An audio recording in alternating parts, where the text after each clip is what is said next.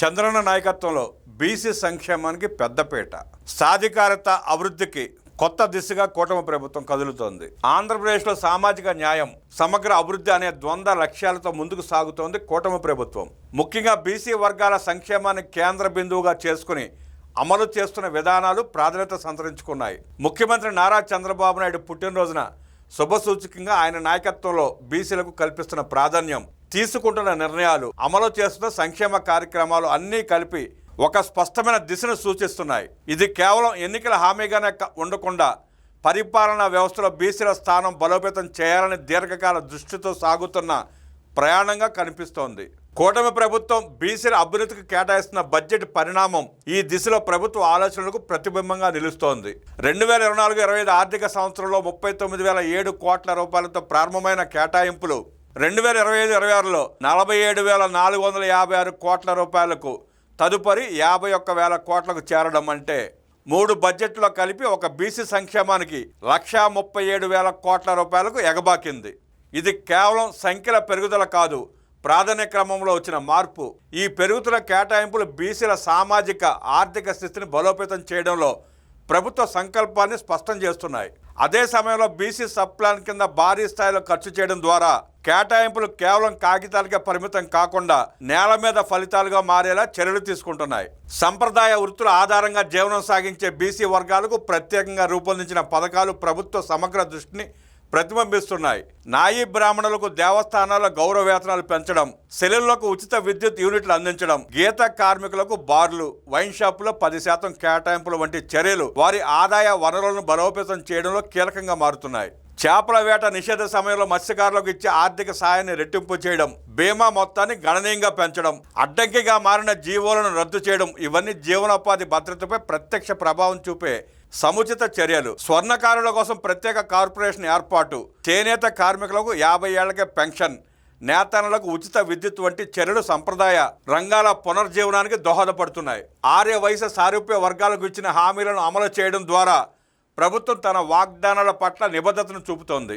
1,000 కోట్ల రూపాయలతో ఆదరణ 3.0 పథకం ప్రారంభం స్వయం ఉపాధి అవకాశాలను విస్తరించే దిశగా కీలక అడుగుగా భావించవచ్చు. విద్యారంగంలో బీసీ విద్యార్థులకు కల్పిస్తున్న సదుపాయాలు కూడా సమగ్ర అభివృద్ధి లక్ష్యాన్ని ప్రతిబింబిస్తున్నాయి. బీసీ హాస్టళ్లలో సదుపాయాల మెరుగుదలకు భారీగా నిధులు కేటాయించడం, ఇన్వర్టర్లు, సీసీ కెమెరాలు, ఆర్ఓ ప్లాంట్లు, వంట సామాగ్రి వంటి మౌలిక సదుపాయాలను ఏర్పాటు చేయడం ద్వారా విద్యార్థులకు సురక్షితమైన ఆరోగ్యకరమైన వాతావరణం కల్పిస్తున్నారు.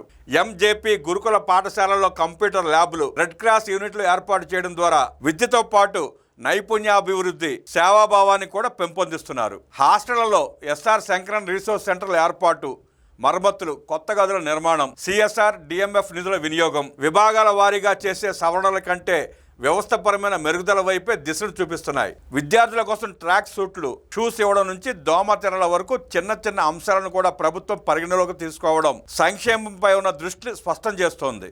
అత్యున్నత విద్య, పోటీ పరీక్షల కోసం బీసీ యువతను ప్రోత్సహించడంలో కూడా ప్రభుత్వం చురుకైన పాత్ర పోషిస్తోంది. సివిల్స్, డిఎస్సి వంటి పరీక్షలకు ఉచిత కోచింగ్ సెంటర్ల ఏర్పాటు, ఆన్లైన్ కోచింగ్ సదుపాయం, 2వ విడతగా మరింత మంది అభ్యర్థులకు శిక్షణ తదితరాలు బీసీ యువతను ఉన్నత స్థాయికి తీసుకువెళ్లే ప్రయత్నాలు. అమరావతిలో BC study circle, Mahatma Jyotirao Phule స్మృతివనం ఏర్పాటు వంటి కార్యక్రమాలు విద్యా సాంస్కృతిక అవగాహనను పెంపొందించడంలో సహకరిస్తాయి. గత 5 ఏళ్ల పాలనలో జగన్రెడ్డి బీసీలను అనేక రకాలుగా ఇబ్బందులకు గురి చేశారు. బీసీలపై దాడులు, నేతలపై అక్రమ కేసులు నమోదు చేయించాడు. వివిధ ఘటనలను ఉదాహరణలుగా చూపిస్తూ ఆ సమయంలో ప్రభుత్వం స్పందించిన తీరుపై ప్రశ్నలు లేవనెత్తారు. ఈ నేపథ్యంలో ప్రస్తుత ప్రభుత్వం తీసుకుంటున్న చర్యలు తాను భిన్నంగా పనిచేస్తోందని చెప్పే ప్రయత్నంగా కూడా కనిపిస్తున్నాయి. మొత్తంగా చూస్తే బీసీల సంక్షేమం కేవలం ఆర్థిక సహాయాలకు పరిమితం కాకుండా రాజకీయ సాధికారత, విద్య, ఉపాధి, గౌరవప్రద జీవనం అనే విభిన్న అంశాలను సమన్వయపరుస్తూ కూటమి ప్రభుత్వం ముందుకు సాగుతోంది. ముఖ్యమంత్రి శ్రీ నారా చంద్రబాబు నాయుడు నాయకత్వంలో